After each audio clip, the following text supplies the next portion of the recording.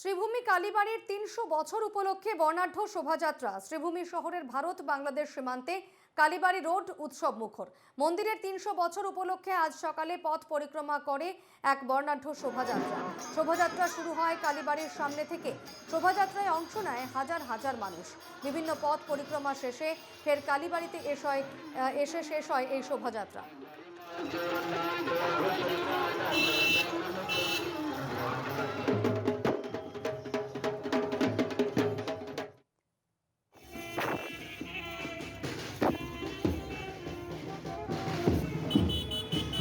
করিমগঞ্জে কালীবাড়ি town কালীবাড়ির ৩০০ বছর পূর্তি উপলক্ষে যে শোভাযাত্রা শুরু হয়েছিল ৮টা নাগাদ, এখনও চলছে।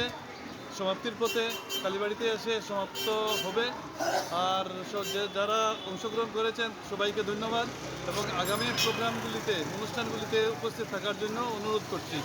আজকে আমাদের প্রদীপ প্রজ্বলনের মাধ্যমে এবং বিশিষ্ট বক্তাদের দিয়ে সভা শুরু হবে। আজকে সন্ধ্যার সময় পদাবলী অনুষ্ঠান, ভক্তিমূলক অনুষ্ঠান আজকে।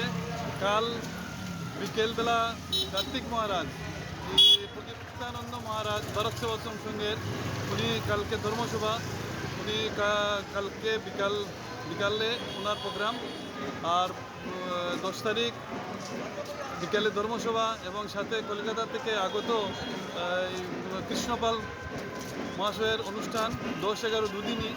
আর 12 তারিখ ঋষিকেশ থেকে আগত পণ্ডিত মণ্ডলীর দ্বারা চণ্ডীপাঠ এবং সমাপ্তি যজ্ঞ অনুষ্ঠিত হবে।